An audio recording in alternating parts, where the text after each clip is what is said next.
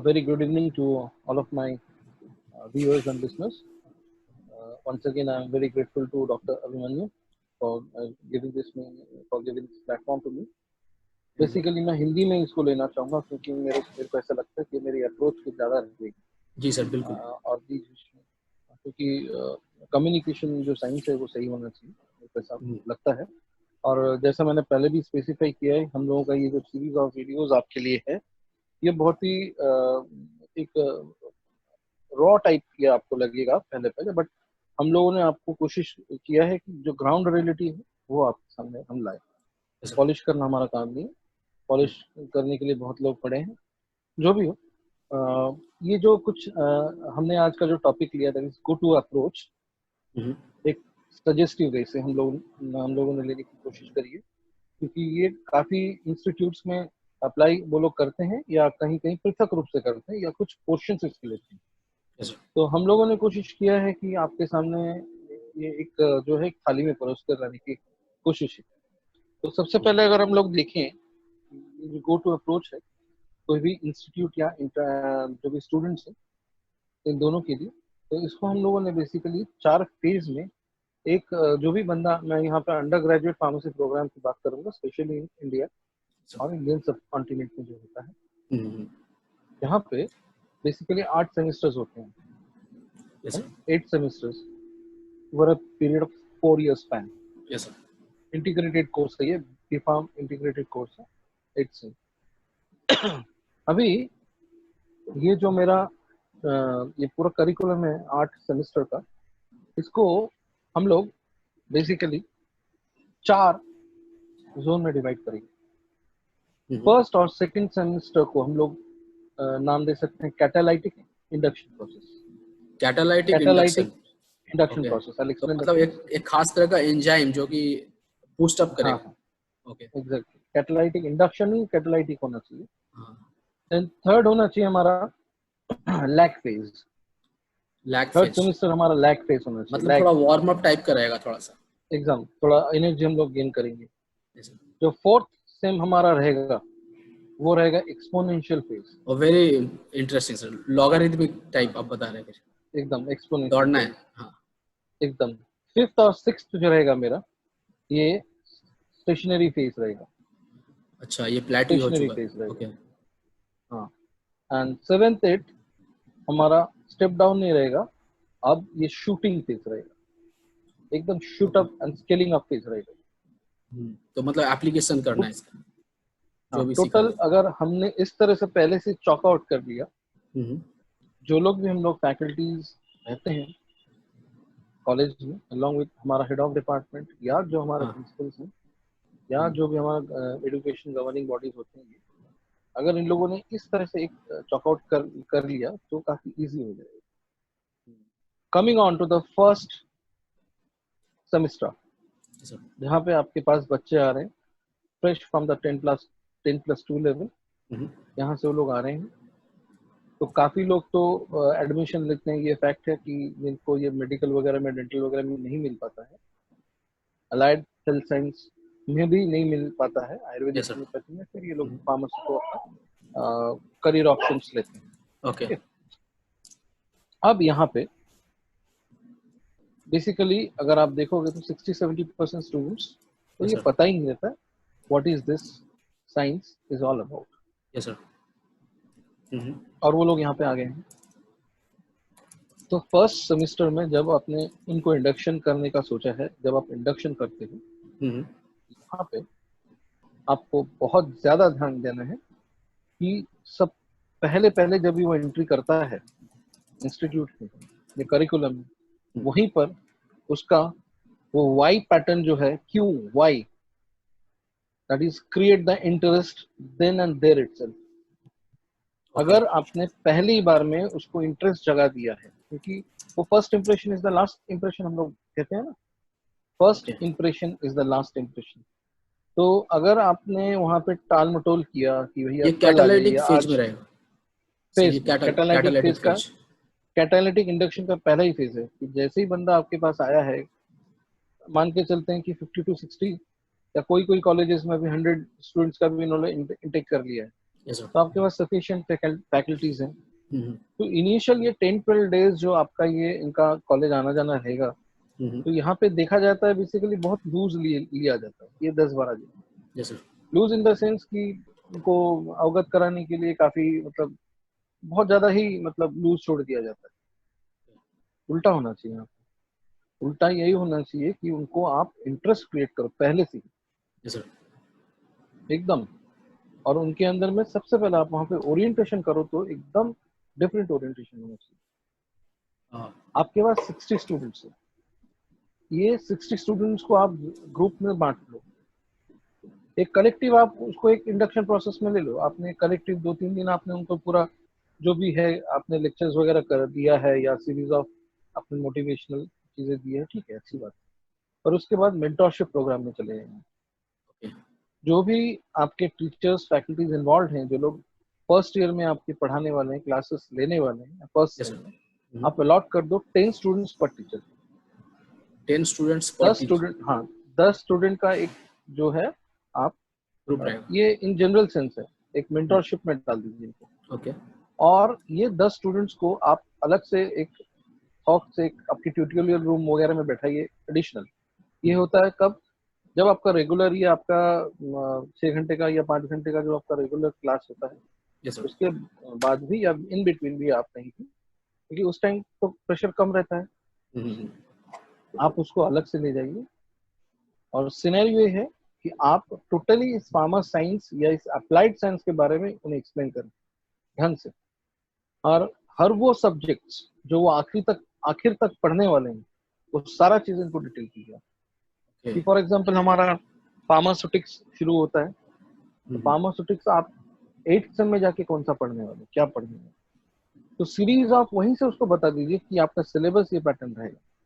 Sir syllabus तो already available रहता है ना सर पहले से? अवेलेबल है, मतलब अवेलेबल है, नो डाउट। आपका कहना है कि इंटरेस्ट डेवलप कराना है, ये आपका मेन इसमें एग्जाम, हाँ कैटालिटिक देखिए फेस। इंटरेस्ट क्या, अभी जैसा मेरा भी था आपका भी था, हम जब फर्स्ट ईयर या फर्स्ट सेम में जाते हैं तो यस सर। बेसिकली हम फोकस करते हैं उसी सिलेबस पे जो हम उस समय पढ़ने वाले हैं। तो फर्स्ट सेम का ही सिलेबस हम लेके चलते हैं उस टाइम। ओके।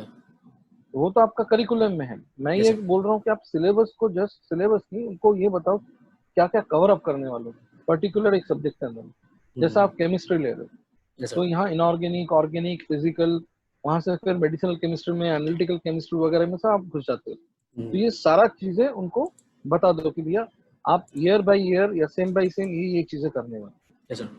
उसको ना एक थोड़ा सा एक ये लगता है, उसको अच्छा लगता है, वाह मेरे मेरे को इतना सारा सब्जेक्ट पढ़ने मिलेगा यहाँ पे। मतलब वो पूरे कंटेक्स्ट का बात कर रहे हैं आप, मतलब पहले में ही हाँ हाँ कंटेक्स्ट बताने बिल्कुल, से स्टूडेंट को पूरा एग्जैक्टली इंटरेस्ट डेवलप हो जाएगा। एग्जैक्टली। उसके लिए क्या इन स्टोर है, क्या क्या नया सब्जेक्ट्स वो देखेगा क्या नहीं। उसी तरह से आप प्रैक्टिकल्स के लिए भी आप बोलो ओके। कि ये प्रैक्टिकल्स इन हैंड आप करो, ठीक है। इसके बाद जो हम लोग करते हैं एक रूटीन वे से हम लोग करते हैं कि भैया what are the prospects of UG pharmacy. Yes sir. हर एक कॉलेज कॉलेज में एक नोटिस बोर्ड में या उसके जो भी लाइब्रेरी वगैरह में वो रखा रहता है, टंगा दिया जाता है, हम्म। स्कोप ऑफ फार्मेसी ऐसा लिखा या रहता है ना। हाँ, स्कोप ऑफ फार्मेसी। उसकी, हाँ, उसके बाद एक ट्री डायग्राम रहता है। हाँ। वो मैं आपको बताता हूँ, ये सब इंस्पेक्शन के लिए रहता है। ओह, ये सब इंस्पेक्शन के लिए सो वहां इट्स पर नॉट लटका फॉर पड़ा रियल है। Motivation. Motivation in the sense आप आपको क्या करना है, आपको वहां पे उसको लटका के नहीं रखना।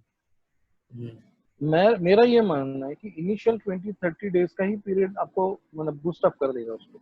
Yes sir. तो what you can do, straight way आप वेबिनार्स वगैरह ले रहे हो ना, अभी सेमिनार्स ले रहे हो, वेबिनार्स ले रहे हो, वहीं पे आप उसको मतलब जो लोग भी आपके इंडस्ट्री में है या जो लोग भी डिफरेंट सेक्टर्स में हैं, यस सर। उनके साथ आप वीडियो कॉन्फ्रेंसिंग करा दो। दे ओके। विल फील गुड कि मेरे मेरे इस सब्जेक्ट का प्रैक्टिकल यूटिलाइजेशन है, एप्लीकेबिलिटी है। हाँ, तो आप वहीं से उसको जोड़ दें सबसे पहले, जो रियल इंडस्ट्री में है ऑलरेडी। एकदम रियल वर्ल्ड आप बात करके पहले से ही रखें, क्योंकि वैसे भी अभी कोविड का सिचुएशन चल रहा है। Yes sir. आपका कितना फिजिकल क्लासेस आप ले पाओगे वो तो कोई बोल नहीं सकता। पर what you can do is you can focus the things. कोई इंडस्ट्री मेंशन तो करना नहीं है, एकदम सीधा उनको बता दो कि डोसेज फॉर्म्स वगैरह देखो कैसे मैन्युफैक्चरिंग हो रही है, कैसे एक इंडस्ट्री, फार्मा इंडस्ट्री फंक्शन करता है, कैसे एक लैब फंक्शन कर रहा है। एनाटॉमी फिजियोलॉजी को भी एक गवर्नमेंट मेडिकल कॉलेज के साथ आप टाई अप करो, वो लोग जो डिसेक्शन वगैरह कैरी आउट करते हैं वो भी आप दिखा सकते हो, कुछ वीडियोस दे दीजिए आप लेक्चर सीरीज में, तो जो दिखता है वो अच्छा लगता है। Yes. तो इस तरह से आप सबसे पहले connect to the professionals. Yeah. All जो प्रोस्पेक्ट्स हैं हमारे फार्मेसी के, Mhm. इनफैक्ट फॉरेंसिक फार्मेसी से लेके तो आपका ये drug development, new drug development, trial, clinical trials, ये सारा चीजें, Mhm. क्योंकि आजकल ये कोविड के वजह से लोगों को ये, जिनको पता भी नहीं था व्हाट आर क्लिनिकल ट्रायल्स, उनको भी पता है आज के डेट में कि इसके Yes. फेज 3 फेजेस होते हैं। वो आपको एक रिक्शा वाला भी बोलता है फेज 3 में जा रहा है ड्रग, ऐसा भी हो गया अभी आज के डेट में। Yes, sir. तो फलाने कंट्री का ड्रग फेज 3 में चला गया है, उसको Mhm. पता ही नहीं, वो सुन सुन के बोल रहा है आपको। तो एक्चुअली जब मुझे ये क्या एक्सपोजर, लगता है सर, आपने जो ये हाँ, बात की कि catalytic phase it should be like it should focus more about developing interest in the in knew exactly, students, mind, तो यंग माइंड इसके में। यंग माइंड में, तो मुझे ऐसा ये लगता है सर, ऐसा एक जस्ट एक एग्जांपल बता रहा हूँ कि बहुत लोग बोलते हैं कि डॉक्टर ही नहीं मिला इसलिए फार्मेसी ज्वाइन किया, या ओके, तो या इस तरह का अप्रोच रहता है। तो और या फिर ये एक नॉर्मल आम आम इंसान जो ऐसे जो फार्मेसी जो सुनते भी है तो उनको लगता है कि ये दुकान ही खोलेगा, ठीक है, ये फार्मेसी बी फार्म पढ़ा है मतलब इसको एक लाइसेंस मिल जाएगा, इट्स अबाउट लाइसेंस और एक दवा का दुकान में बैठना है। लेकिन ऐसा है नहीं, it's highly multidisciplinary science, pharmaceutical science. तो मुझे ऐसा लगता है कि एक नए स्टूडेंट को डायरेक्टली ये बताना चाहिए कि बेटा तुम जो है, इसमें फर्क क्या है कि डॉक्टर को पता है कौन सा दवा देना है, लेकिन तुम्हें पता है कि ये दवा तो देना ही है, लेकिन इस दवा के स्ट्रक्चर के बारे में भी तुम्हें पता है। जैसे कि एक डॉक्टर से, मुझे ऐसा नहीं लगता, शायद मैं डिमीन कर रहा हूँ, लेकिन आप बताइएगा सर, आपको ज्यादा एक्सपीरियंस है, कि क्या डॉक्टर को पूछा जाए कि ये कोई फलाना एंटरिक कोटेड जो दवा होता है वो जाकर के पेट में ही क्यों फटता है, या फिर वो जैसे सस्टेन्ड रिलीज डिलीवरी क्यों होता है, क्या एक डॉक्टर को पता होगा? नहीं, शायद उसको सिर्फ इतना ही पता होगा कि ये दवा इस पेशेंट को इतने टाइम में देना है, या डोजेस, अगर मैं रॉन्ग बता रहा हूँ तो बोलिएगा सर। तो मेनली है कि उनको डोजेस पता है, और फार्मासिस्ट का मेन रोल है कि एक पूरा स्ट्रक्चर दवा के बारे में, उसका जो कोटिंग किया जा रहा है उसका, या किस तरह का जेल रहेगा कैप्सूल में, ये मतलब कैसे काम कर रहा है। It's about more about pharmacodynamics and kinetics, मतलब कि दवा क्या करेगा बॉडी को, काइनेटिक, बॉडी क्या करेगा दवा को, दैट्स डायनेमिक्स। तो मुझे लगता है हमारा मोर जो है ये फार्मास्यूटिक्स है, ये जो इसका जो कोर ब्रांच है उसके साथ बहुत ज्यादा डीलिंग है फार्मासिस्ट का।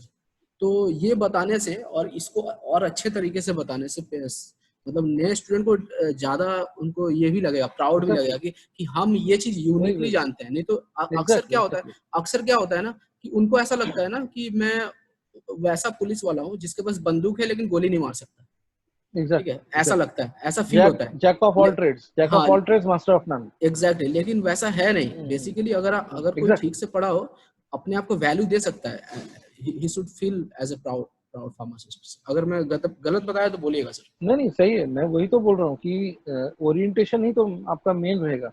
इसलिए जो उसका फर्स्ट सेमेस्टर रहता है, फर्स्ट और second same, apart from the curriculum, मैं करिकुलम में जा ही नहीं रहा हूँ। बहुत लोग बोलेंगे वो पढ़ाई कब करेगा, मैं उसके पढ़ाई करने के ऊपर जा ही नहीं रहा हूँ, वो उसका बेसिक काम है। सेमेस्टर यूनिवर्सिटी का सिलेबस कवर करना तो बेसिक काम है, पर साथ साथ ये मेरा प्रोफेशनल एजुकेशन है, मेरा टेक्निकल एजुकेशन है, ये जिसका एप्लीकेशन डायरेक्टली फील्ड में है। थ्योरी से आप कुछ नहीं कर सकते हो वहाँ। आपको कोई किसी ने पूछा, आप कहीं वार्ड फार्मासिस्ट हो, कि फलाने इंजेक्शन का या डिजिटल इसका कैलकुलेशन कितना देना है इस बच्चे को, तो वहाँ पे आप वो डिलिंग्स फॉर्मूला, यंग्स फॉर्मूला लेके नहीं बैठ सकते वहाँ पे। एग्जैक्टली सर मैं थोड़ा पढ़ के बोलता हूँ आपको, आपके पास स्कोप नहीं है वहाँ पे, आपको खुद ही वो वहाँ पे जल्दी जल्दी करना पड़ेगा। या आप एक आईसीयू फार्मासिस्ट हो, है ना, तो वहाँ पे भी उसका एक अलग प्रोटोकॉल रहेगा। तो ये सारा चीज तो अपने अलग जगह। तो हम लोग क्या करने वाले, ये सारे जो भी आप बात कर रहे हैं आईसीयू फार्मासिस्ट, ये सभी तो डेवलप्ड कंट्रीज में होते हैं बेसिकली। हमारे इंडिया में तो आजकल इंडिया में भी आ गए, नहीं आजकल आ गए हैं, अच्छा ये वार्ड फार्मासिस्ट, आईसीयू, क्योंकि क्लिनिकल ट्रायल्स चल रहे हैं ना, होता है। हाँ, बेसिकली ये कर्नाटका में मैं एक बार एक इंटरव्यू लिया था एक फार्माकोलॉजिस्ट का, तो वो बता रहा था कि धीरे धीरे इंड्यूस हो रहा है, क्योंकि एक प्रेशर डेवलप हो रहा है, क्योंकि एक ह्यूज कैडर ऑलरेडी सेटअप हो चुका है फार्म डी का। तो अब यहाँ पे डिफाइन करना पड़ रहा है कि फार्म डी का रोल क्या है। प्रॉब्लम ये है कि जिस देश में झोलाछाप डॉक्टर्स धड़ल्ले से अपना काम कर रहे हैं, वहाँ भाई हम लोग क्यों पीछे रहे थे?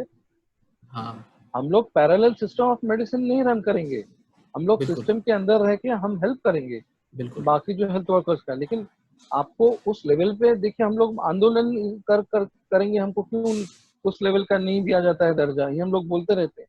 Yes sir. क्या हमने कभी सोचा है, हमने आपको अपने आप को खुद को डेवलप किया है क्या? बिल्कुल बिल्कुल। क्या हम लोग कैपेबल हैं उसको हैंडल करने के लिए? ये भी तो एक सोच है ना। Yes sir. तो आप इसको पुख्ता करें ना, इसको पुख्ता करना, पहले तो अपना गिरबान ठीक कर लें हम लोग। तो इसके लिए हम लोग ये डिस्कशन कर रहे हैं आज। ये कैटालिटिक इंडक्शन फेज में उसके मन में आप क्वेरीज डालो, उसको रियल चित्र दिखाओ क्या है प्रोफेशन का जो आप बोल रहे हैं एकदम। कोई इसमें ये नहीं है, ग्लोबल फार्मेसी प्लेटफॉर्म आपके पास है। आप बड़े बड़े FIP वगैरह जो हैं, इंटरनेशनल जो ये कांग्रेस वगैरह होते हैं, इनसे आप रूबरू करा दो, इनको स्टूडेंट्स मेंबर बनाने के लिए पीछे आप भिड़ जाओ, ज्यादा पैसा लगता नहीं है। जब हम लोग स्टूडेंट्स रहते हैं बहुत सारे ऑर्गेनाइजेशन में, हमको काफी कम खर्च में हम लोग मेंबरशिप पा लेते हैं। तो ऐसे प्रोफेशनल बॉडीज के मेंबर्स बनाया जाए, स्टूडेंट्स मेंबर्स, उनको एक फील गुड होगा, एक अच्छा सा लगता है कि हमारे टाइम पे किसी ने हमको बोला नहीं ये सब चीजें। अब काफी दिनों बाद हमको लगा कि वो हमने खुद से मालूमात किया। ये आपका नॉर्मल सिलेबस। इसके बाद जो है, आप जैसा मैंने बोला, इनको इंडस्ट्री, लैब्स, क्लिनिक्स, हॉस्पिटल्स और जो ये आपके इंडस्ट्रियल विजिट्स होते हैं ना, आप एकदम सेकंड सेम से शुरू करें। कोई एक सैटरडे या संडे देख के भी, मंथ का कोई भी एक संडे ले लीजिए या एक सैटरडे ले लीजिए, तो भी आप कर सकते हैं। There is no harm in it, क्योंकि आपको तो बैचेस में लेके जाना है, स्मॉल बैचेस में लेके जाना है। और मैंने पहले ही बोला कि आपको अपने टीचर्स को अलॉट करना 10 स्टूडेंट्स। तो एक ये मेरा सोच है। और वहीं से जैसे ही आपका सेकंड सेमेस्टर खत्मे की तरफ है, खत्म होने को आ रहा है, कि आपका एक 6-7 टीचर्स आपको डील करते हैं। आपके पास अब ये 3 आपने जो रेगुलर एग्जामिनेशंस होते हैं, वाइवा होते हैं, प्रैक्टिकल्स होते हैं, यहाँ से आपने लेकिन थोड़ा सा गौर कर लेना चाहिए कि ये जो मेरे 60 स्टूडेंट्स हैं, हर एक का रुझान कहाँ कहाँ है, हर एक का इंटरेस्ट कौन सा फील्ड में, इतने सारे सब्जेक्ट्स में ये कहाँ इंटरेस्ट दिखा रहा है, या कितने क्वेरीज जब आप उसको खाने के लिए परोस रहे हो तो वो तो लेगा ही कुछ ना कुछ। तो आपको एक एनालिसिस हो जाएगा स्टूडेंट्स का कि इसका कौन से दायरे में अपने आप को प्रकाश करवाना चाह रहा है, या कहाँ कहाँ पे ये जाना चाह रहा है। तो ऐसे लोगों को आप सेपरेट आउट कर लो and pass on the baton. जब यही बंदे थर्ड सेम में पहुंचते हैं या सेकेंड ईयर में पहुंचते हैं, थर्ड सेम, तो मेरा ये मानना है, शायद आप भी एग्री करोगे कि ऑल ओवर इंडिया में अभी बहुत सारे कॉलेजेस हो सकता है काफी डेवलप कर चुके हैं इसमें, बिल्कुल ये पॉसिबल है। बट मैक्सिमम जगह ये हुआ नहीं है। जो प्रैक्टिकल्स हम डिजाइन करते हैं, रेगुलर प्रैक्टिकल्स, अब देखिए गोइंग थ्रू द मोशंस होता है। रिकॉर्ड लिखना है, सीनियर्स का रिकॉर्ड लेना है, उसको छापना है, बिल्कुल वाइवा देना है, निकल लेना है। एक 60 बच्चों में 10-12 ही बच्चे होते हैं जो सीरियसली प्रैक्टिकल्स करते हैं। हमारे टाइम में भी यही था। बाकी लोग उसको जो है अपना कॉपी कर लेते हैं। क्यों? क्योंकि वो इंटरेस्ट नहीं जगाता उनको। अब बेशक ये जो लैग फेज है, जहाँ आपको उसको धीरे धीरे वो कोर फार्मेसी में घुस रहा है, अब वहां पे आप उसका एक प्रोजेक्ट रिलेटेड अप्रोच करिए। मुझे ऐसा लगता है यही एक थर्ड सेम है, यहाँ से आपको एक हर एक इंडिविजुअल बच्चे को आपको प्रोजेक्ट अलॉट करना है, और ये प्रोजेक्ट का टोटल असेसमेंट जो हैगा वो एकदम 8th सेम के आखिरी में होगा। आपने इसको अलॉट किया है थर्ड सेम में, और ये प्रोजेक्ट पूरा कंटिन्यूड रहेगा, ऑल दीज 3 इयर्स रहेगा उसके लिए, और वो 8th सेम में जाके आप उसका वो डिलिबरेशन रहेगा उस प्रोजेक्ट में, सॉर्ट ऑफ थीसिस रहेगा। 3 साल आपको टाइम मिल रहे हैं। इन बिटवीन आप जो भी हैं उसका पॉइंट ऑफ व्यू या इन बिटवीन असेसमेंट्स आप करते हैं। ये मेरा ऐसा मानना है। उसको again I repeat, third same itself, जिसको हम लोग लैग फेज बोल रहे हैं, वहां पे आप उसको प्रोजेक्ट अलॉट करें थर्ड फेज उसके मुताबिक। हाँ, उसको थर्ड सेम में ही आपने अगर कर दिया है अलॉटमेंट, तो वहां पर आपको पहले तो उसको बेसिक चीजें सिखा लेनी है। सॉल्यूशंस क्या होता है, स्टैंडर्ड सॉल्यूशन प्रिपरेशन, एनालिसिस के लैब में कैसे करते हैं, प्राइमरी सेकेंडरी स्टैंडर्ड्स, रूटीन जो भी इनके एक्सपेरिमेंट्स होते हैं जो हम लोग फार्मा वर्ल्ड में या फार्मा लैब में कैरी आउट करते हैं, क्वालिटी कंट्रोल टेस्ट के, फार्माकोपियाज देख देख के, या रेजेंट प्रिपरेशंस होते हैं या मीडिया प्रिपरेशंस होते हैं, कल्चर प्रिपरेशंस होते हैं, ये सारा चीजें उनको धीरे धीरे वहीं पे आपको लाना है ऑन कोर्स। अब आया फोर्थ सेम। फोर्थ सेम में आप इनको मॉडल डेवलपमेंट करवाइए, मॉडल्स, कोई भी मॉडल्स, इन्हीं स्टूडेंट्स को पकड़ के, जैसे आपका प्रोजेक्ट, लेकिन ये प्रोजेक्ट के अंतर्गत ही रहेगा, उसको जो आपने प्रोजेक्ट अलॉट किया है उसके ही पार्ट्स रहेंगे, उसमें जो भी इसको मॉडल्स में आइए, मॉडल डेवलप करेगा वो, उससे क्या होगा ना, उसका एक वो इन्वेंटिव या डिस्कवरी रिलेटेड एक चिंताधारा सोच उसके पास आ जाएगी। हो सकता है कल को एक कुछ नया इंस्ट्रूमेंट या कुछ नया रिएजेंट वो आविष्कार कर लिया वहाँ पे, हो ही सकता है, अगर हमने उसको प्रोत्साहन दिया तभी होगा। तो मॉडल डेवलपमेंट्स का सोचें फोर्थ फेज सेमेस्टर में, ये प्रैक्टिकल का पार्ट रहेगा, तो ये रेगुलर प्रैक्टिकल्स करते हैं ना, इस प्रैक्टिकल्स का ही वो पार्ट रहेगा, अलग से कुछ नहीं रहेगा कि आप बोलोगे सर ये टाइम कहाँ से मिलेगा। बहुत लोग क्वेरीज करेंगे सर इतने सेमेस्टर में टाइम कहाँ मिलता है, आप बोले जा रहे हो, तो प्रैक्टिकल्स में बहुत टाइम मिलता है, प्रैक्टिकल्स में बहुत ज्यादा टाइम मिलता है। आपके पास एक लैब टेक्नीशियन रहता है, आपके पास एक लैब असिस्टेंट रहता है वहाँ पे, आप खुद रहते हो वहाँ पे, 3 घंटे 3.5 घंटे का प्रैक्टिकल चलता है हर रोज, 5 days a week, कहीं कहीं कॉलेज है, कहीं 6 days a week कॉलेज है, as per PCI norms it has to be 6 days per week. तो यहाँ पे समय का तो कोई, मेरे को लगता नहीं कोई अभाव है। तो सर आपने ये बात किया कि मतलब थर्ड ईयर में एक दे देना चाहिए उन्हें प्रोजेक्ट असाइन कर देना चाहिए सेकंड ईयर में, तो that is what you are talking about lag phase. तो लैग फेज तो सर आपने ये जो बात किया कि उनको मॉडल बनाना होगा, या तो ऑब्वियसली सबका यही है कि सबका रुझान होता भी नहीं है, और आउट ऑफ 60 स्टूडेंट्स ऑब्वियसली 5-6 लोग ही का एक रहता है कि जो जाते हैं। नहीं, मैंने इसीलिए बोला कि आपको सेकंड सेम तक ये ज्ञात हो जाएगा कि किसका रुझान कहाँ है। एग्जैक्टली। सो सर तो जरूरी नहीं है ना। हाँ सर, देखो मार्केटिंग मॉडल भी तो हो सकता है ना, जरूरी नहीं कि मॉडल मतलब आपको फिजिकली आपको कुछ मिल रहा है, नहीं, मार्केटिंग मिक्स या मार्केटिंग मॉडल भी तो हो सकता है। हाँ एग्जैक्टली जो ये बोल रहे हैं आप सही बता रहे हैं। तो मुझे ऐसा लगता है ये it's more about creative thinking part what you are talking about. Exactly, इसीलिए तो हम लोग बैठे हैं। लेकिन मुझे तो ऐसा लगता है कि प्रोफेशनल कोर्स, हाँ जी, हाँ सर, मुझे लेकिन ऐसा लगता है कि मैक्सिमम प्रोफेसर जो है क्रिएटिव थिंकिंग पे दे नहीं रहे, मतलब टाइम वो उनका है कि सिर्फ सिलेबस में। जैसे एक जस्ट एग्जांपल बताऊंगा, सपोज कि सर कोई अगर ये जो लिपोसोम ड्रग डिलीवरी अगर कुछ है, तो या सस्टेन ड्रग रिलीज डिलीवरी है या जो भी, तो मुझे ऐसा लगता है कि जब प्रोफेसर जब उस चीज़ों को असाइन कर रहा है या नॉर्मल क्लासेस ले रहे हैं, तो मार्केट का जो एक रियल प्रोडक्ट है उसको लेकर आए, या फिर उसके बारे में बताए कि देखो ये एक रियल एग्जांपल है, ठीक है, सस्टेन रिलीज डिलीवरी का। सपोज कोई सैल्ब्यूटामॉल अगर ले रहा है एंटी एस्मेटिक ड्रग, लेकिन उसको ज़्यादा देर तक टिकने के लिए उसको डायरेक्ट बताया है कि इसको ज़्यादा देर टिकने के लिए ऐसा ऐसा चीज़ बनाया गया, तो फिर उसको इंटरेस्ट समझ में आया कि ओ हम भी ऐसा करेंगे क्या कुछ। लेकिन हम क्या कर रहे हैं, जैसे मैं भी जब पढ़ता था तो हम लोग बोर्ड में देखते थे लिपोसोम ड्रग डिलीवरी, ये एटा लिपोसोम ड्रग डिलीवरी হবে ऐसे, ठीक है। तो मेरे को इंटरेस्ट लेकिन आता नहीं था कि क्या है ये लिपोसोम ड्रग डिलीवरी, उसमें एक लिपिड होता है, हर चीज इमेजिन करना पड़ता था, ठीक है, लेकिन वो हो नहीं पाता था उतना अच्छे से, ठीक है। मेरा वही तो बोल रहा है आपको, मॉडल से नहीं वही मॉडल होता है। जैसे हम इंजीनियरिंग ही पढ़ाते हैं ना, इंजीनियरिंग जब पढ़ाते हैं कॉलेजेस में, हमारा एक होता है ना फार्मा इंजीनियरिंग, तो हम लोग कितने लोग वहाँ मॉडल लेके घुसते हैं अंदर में, पंप्स वगैरह नहीं लेके जाते हैं, सब इमेजिनरी है। तो ये तो थोड़ा सा मतलब मेरे को ऐसा देखिए आज जो हम लोग डिस्कस कर रहे हैं ये सजेस्टिव अप्रोच, क्योंकि टीचिंग जो है ना सिर्फ सब्जेक्ट तो सबको आजकल सर कंटेंट का कमी नहीं है, यूट्यूब बहुत सारे तरह का कोर्सेज अवेलेबल हो चुके हैं, लेकिन उसको इंस्पायरिंग वे में पढ़ाने से क्या होगा कि उसको इंटरेस्ट डेवलप होगा ये कहाँ होता है रियल। क्योंकि ये marks based, yes sir, marks based system की वजह से ना, बोलिए सर थोड़ा मैं इंटरप्ट करता हूँ।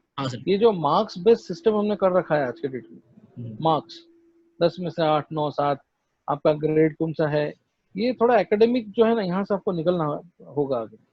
बहुत लोग ये ग्रेड्स और मार्क्स को सोच के ना तकल्लुफ ले लेते हैं। एग्जैक्टली। इनको ऐसा मतलब वो फिर सीख नहीं पाते वो ढंग से। तो एकेडमिक्स पार्ट ज्यादा स्ट्रांग करवा लेते हैं, लेकिन अपना ये एप्लीकेशन बहुत जबरदस्त है आगे चल के। इस चीज में थोड़ा सा लोगों को तवज्जो देना पड़ेगा कि भैया आप आपके मार्क्स हमने अलॉट कर दिए, जाओ पहले, आपको देखने की जरूरत नहीं।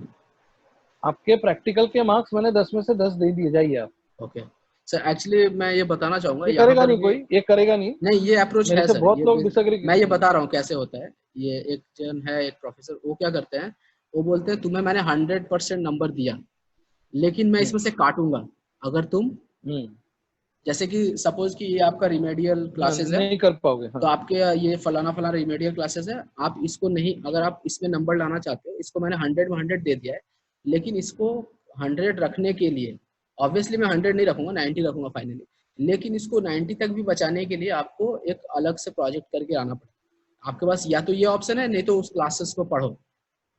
तब अगर आपको नहीं पढ़, अगर आपको क्रिएटिव थिंकिंग सीखना है या करना है, तो आप नया चीज जो है आप कुछ करके लाइए, तो ये आप 90 का 90 में रिटेन कर दूंगा।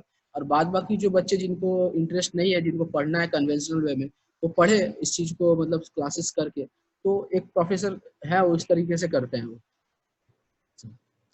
जस्ट एकदम इनपुट सही दिया अप्रोच, एकदम सही अप्रोच, ऐसे ही होना चाहिए। exactly. ये जो आपने बोला ऐसा ही होना चाहिए, क्योंकि हाँ, देखिए फियर फैक्टर, फियर साइकोसिस हर एक स्टूडेंट के अंदर रहता है, और फियर आपको परफॉर्मेंस नहीं दिलाएगा, या तो आपको टेंशन में ले जाएगा वो, या आउट परफॉर्म करवा देगा। आप नहीं रहते हो फियर की वजह से। और मुझे यहाँ पे आपको मतलब बंदूक के नोक पे पढ़वाना नहीं है यहाँ। ये गलती कर रहे हैं हम लोग, बहुत बड़ी गलती कर रहे हैं, इसलिए स्टूडेंट्स के बीच में ना असंतोष आ रहा है, और वहाँ फिर वो फेवरेटिज्म भी हो रही है। बिल्कुल, जो स्टूडेंट्स अप्रोच करते हैं मतलब उनके पास, उनको मार्क्स ज्यादा मिल जाते हैं, और जो लोग सोचते हैं यार छोड़ो यार क्या होगा, हमें तो वो चीज है ही नहीं, हम तो ऐसे ही रहेंगे, पर होता है उनमें भी टैलेंट है। हाँ, बेसिकली ये नंबर जो है लॉन्ग रन में कुछ फायदा नहीं दिलाता है। अल्टीमेटली सर ये ब्रेन जो है वही काम करे। ब्रेन यानी आपने कैसे अप्लाई किया है। हम लोग आगे चलते हैं, जैसा हमारा थर्ड सेम और फोर्थ सेम, ये टोटल ओरिएंटेशन अपना allotment of projects and model developments की तरफ रहना चाहिए। ओके, जो जिसका रुझान है, क्योंकि जब आप इस कोर्स में आए हो कहीं ना कहीं तो आपका कोई रुझान होगा, इसलिए आप आए हो। फिफ्थ एंड सिक्स्थ जो मेरा सेम रहेगा, fifth semester and sixth semester, यहाँ पे इंस्ट्रूमेंट हैंडलिंग और वोकेशनल ट्रेनिंग आप अच्छे से करवाइए। इंस्ट्रूमेंट हैंडलिंग, हर एक इंस्ट्रूमेंट जो आपका मशीन रूम या सेंट्रल इंस्ट्रूमेंट रूम में अवेलेबल है, उस सारा इंस्ट्रूमेंट में इनको जो है आप ट्रेन कीजिए। जरूरत पड़ने पर आप प्रोफेशनल हायर कीजिए इंडस्ट्री से, उन्हें लाइए। वो लोग अच्छे से प्रैक्टिस, एकदम pharma industry, core pharma industry से पकड़ के लाइए, अच्छे लैब वगैरह से। उनका पूरा आप खर्चा जो है बेयर कीजिए, उनको लाइए, वो कोई बड़ी बात ही नहीं है कोई कॉलेज के लिए। और एकदम आप मतलब ये हर हफ्ते होना चाहिए, हर हफ्ते होना चाहिए। अगर आपका सेल लाइन कल्चर दिखाना है तो वो लीजिए, या बच्चों को वहाँ भेजिए। 10-10 का ग्रुप एक टीचर ने ले लिया, मैंने पहले ही बोला। ये बहुत इंपॉर्टेंट बात बताया आपने सर, ये जो आपने बोला कि मतलब देखना है जैसे cell culture. Sir cell culture तो बहुत दूर का बात आपने बता दिया। पीएचडी ज्वाइन करने से पहले मैं सेल कल्चर में नहीं आता। और मेरा बॉस ने पूछा कि तुम क्या क्या इंस्ट्रूमेंट हैंडल कर सकते हो। when I was interviewed for the first time, he asked me like, you have studied pharmacy, what all instrument you know? So मैं बोला sir basically I don't know any of this instrument what you are talking about, like HPLC whatever. I have just seen UV visible and मैं उनको बताया कि sir हम लोग जूता खोल करके सॉक्स खोल करके जाते थे। बोलते हैं जूता सॉक्स क्यों खोलना होता है ये यूवी विजिबल में। मैं बोला ऐसा हमारे यहाँ पे था, लेकिन हम लोग कभी टच नहीं किए। तो वो जितना भी इंस्ट्रूमेंट्स जो आप बता रहे हैं सर, वो कभी मैंने भी कभी ये नहीं किया उसका, मतलब पीएचडी ज्वाइन करने से पहले भी। तो वो यहीं पर आकर सीखा। मैंने हमारे पिछले जैसे मैंने जो डेलिब्रेशन था, मैंने क्या बोला था कि अपने जो इंस्टीट्यूट से इनको इंडस्ट्री के इस पे लाइए, प्लेटफॉर्म पे लाइए, इंडस्ट्री बना डालिए उसको।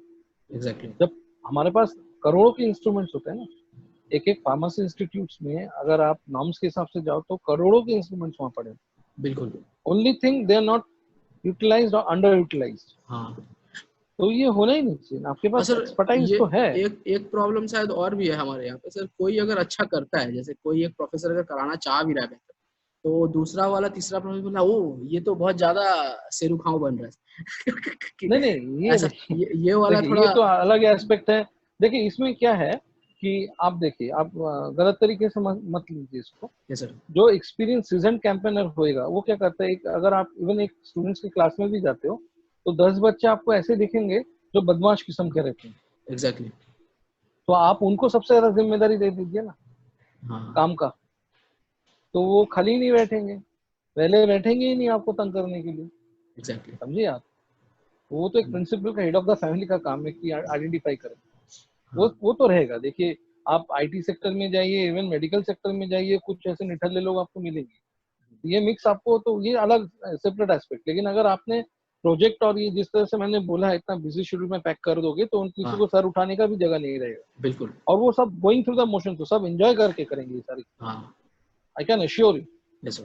क्योंकि आप जहाँ जब वो नियम के आप 3 लेक्चर 4 लेक्चर देते हो, एक बीच में लंच ब्रेक देते हो और वो प्रैक्टिकल देते हो, तो इसमें काफी सारा टाइम जो है वैसे ही वेस्ट हो जाता है। क्यों होगा waste?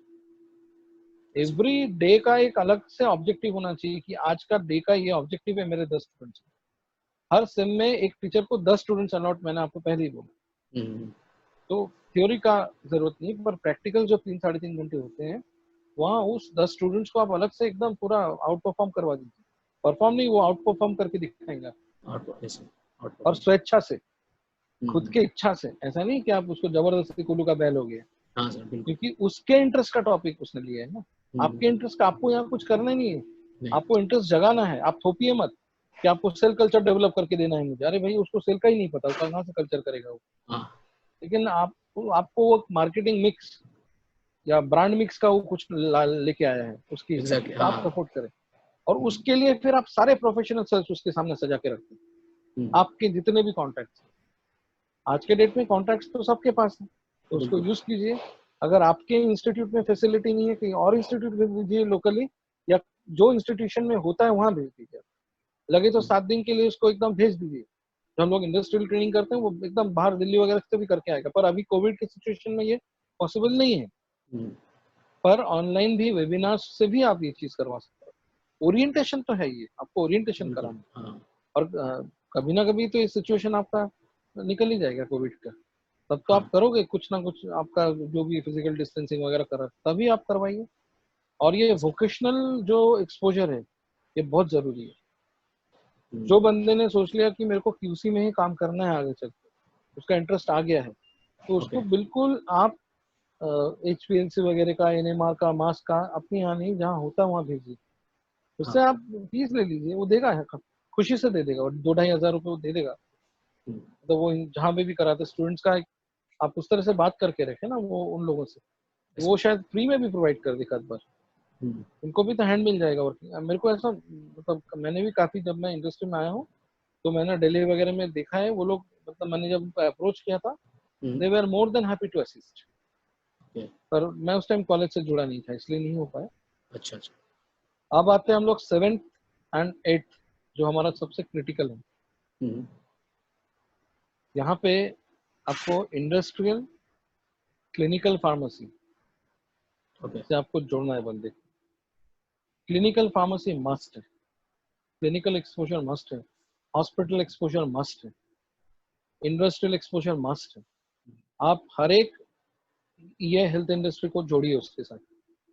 I think B farm में ये और बहुत ज्यादा एक लैकिंग फैक्टर है, ये हॉस्पिटल के साथ नहीं होता है उनका ट्रेनिंग जो, तो और वो हो ही शायद होना सकता है, चाहिए, वो होना चाहिए। तो हो जाएगा। कोई मतलब, देखिए मैं क्या बोल रहा हूँ, टाइम, एम्पल टाइम अवेलेबल है। आज 20 साल का एक्सपीरियंस है मेरे पास, मैं बोल सकता हूँ आपको, छाती ठोक के बोल सकता हूँ। जैसे हम टीचर्स भी जो हैं टाइम का यूटिलाइजेशन नहीं करते हैं, उसमें मैं भी आता हूँ, और स्टूडेंट्स भी। बिल्कुल। हम लोग एकदम टाइम पास करते हैं कहीं, जरूरत नहीं। एक फार्मेसी इंस्टीट्यूट में सीरीज ऑफ क्रिकेट टूर्नामेंट्स का कोई जरूरत नहीं माने नहीं रखता हूँ। सीरीज, वन डे नहीं, एकदम सीरीज सीरीज, एक एक महीना स्पोर्ट्स चलता, कहीं कहीं एक एक हफ्ते 10 दिन चलता। क्या जरूरत है? उसको स्पोर्ट्समैन बनना है, उसको खेलना है। वो सुबह 9 बजे से पहले अपना खेल के आए, शाम को 5 बजे के बाद जाके खेले, कौन रोक रहा है उसको? एग्जैक्टली। कॉलेज में क्यों करा रहे हो आप? उसको स्पोर्ट्समैन बनाना है आपको, स्पोर्ट्स मेडिसिन में उसका रुझान जिसका है उसको भेजिए। बहुत सारे ऐसे हैं जिनको स्पोर्ट्स मेडिसिन में शायद दिलचस्पी हो, तो आप उसका अलग से उसको कोर्स करने बोलिए। बिल्कुल। बहुत लोग मेरे से नाराज हो जाएंगे, होने दीजिए, मेरे को कोई फर्क नहीं पड़ता है, क्योंकि जब यही बंदा आपके पास नौकरी मांगने जाएगा और आपका एचपीएलसी, आप खुद पैनल में बैठ के उसको एचपीएलसी के बारे में क्वेश्चन पूछेंगे तो नहीं लगोगे, बताएगा। नहीं बता पाएगा, फिर आप थोड़ी पूछोगे भैया मैंने ही तुमको खेलने के लिए भेजा था, तब तो वो बोलेगा नहीं ना। Yes, sir. मुझे स्टूडेंट्स को तैयार करना है, मैंने पहले ही बोला है, मेरे को उसका फ्यूचर नहीं तैयार करके देना, उसको फ्यूचर के लिए तैयार करना है।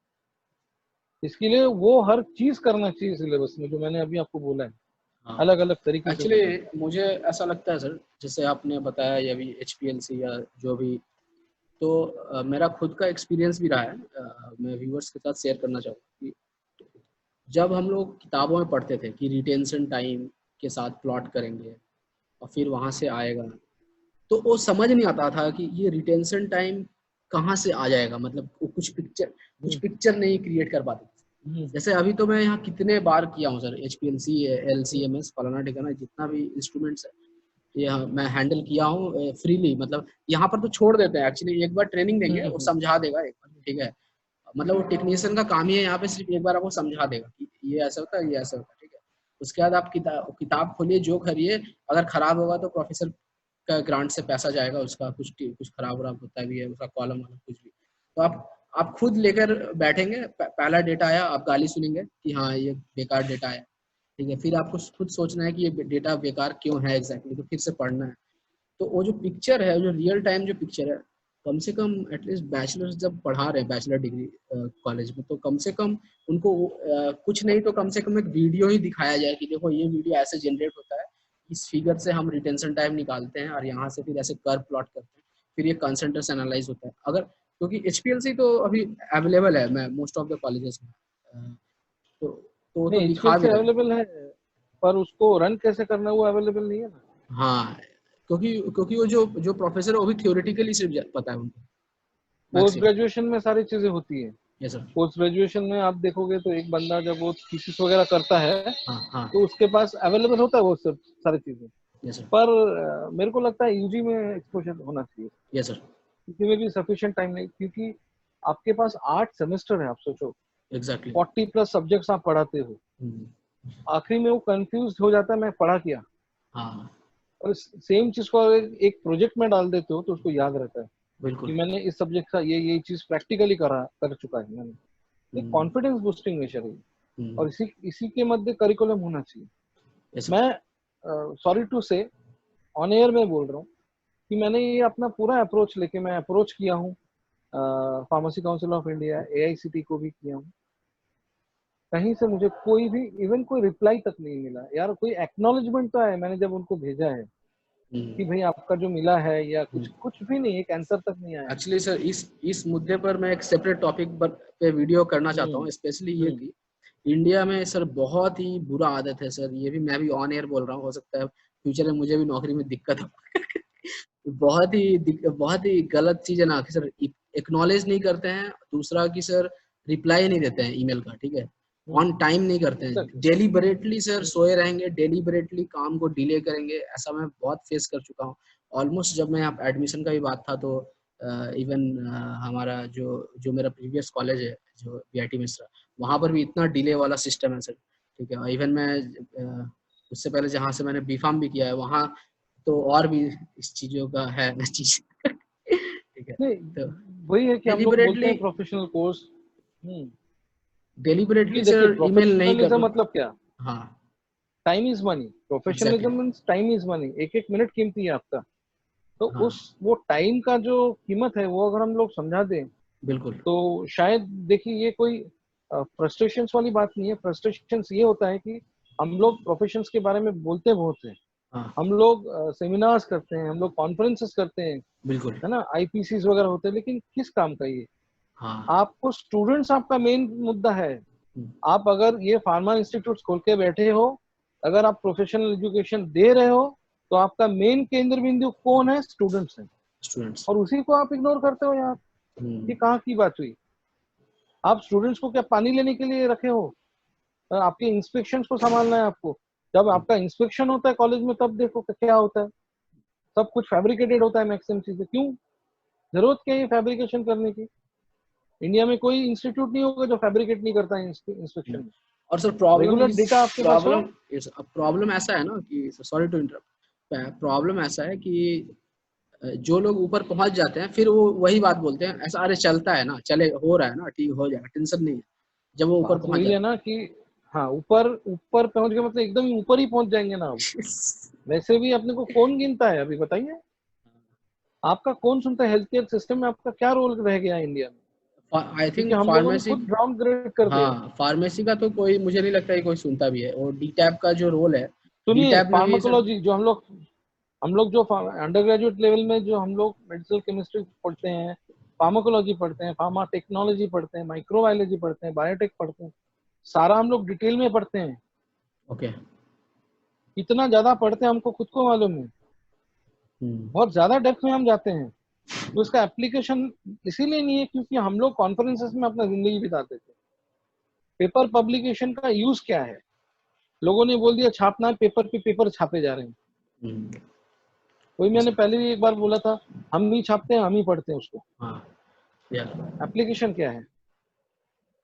एक एक्चुअली पैरास्टामोल का टैबलेट, एक पब्लिकेशन के बारे पैरास्टामोल में का भी एक टैबलेट। डिफरेंट हाँ, वीडियो में हम लोग डिस्कस करेंगे सर, क्योंकि पब्लिकेशन का ऑब्वियसली रोल है, लेकिन जिस तरीके से पब्लिकेशन हो रहा है हमारे स्पेशली इंडिया में भी बहुत सारे प्लेगरिज्म है, हाँ प्लेगरिज्म में भी हो प्लेजरिज्म रहा है। है, या फिर आप जान ये मतलब नॉन एससीआई जितने भी जर्नल्स है पूरा एकदम, किसी किसी प्रोफेसर का मैं लिस्ट भी देखा हूँ देखिए रिसर्च हम में, लोग और पूरा लाइन लगा सिस्टम के का रख दिया सर 20-25 ऐसा। यहाँ यहाँ पे सिस्टम का तो बुराई करके कोई मतलब नहीं है। अभी सॉल्यूशंस का है। ये एग्जैक्टली आप और हम डिस्कस कर रहे हैं go to approach, suggestive approach. Exactly हाँ तो सर। इसमें से कोई भी अगर कहीं किसी को बुरा लग रहा है या लग रहा है कि ये हम लोग ऐसे ही बोल रहे हैं बेतुके, तो भैया आप उसको डिफाइन कर दीजिए ओके। कि हम लोग बुरा बोल रहे हैं या सही गलत बोल रहे हैं उसको। क्या आपके पास अगर कोई बेटर सोल्यूशन है? ये सब तो हम लोग सिर्फ इंटरेस्ट क्रिएट करने की बात कर रहे हैं एक फील्ड में।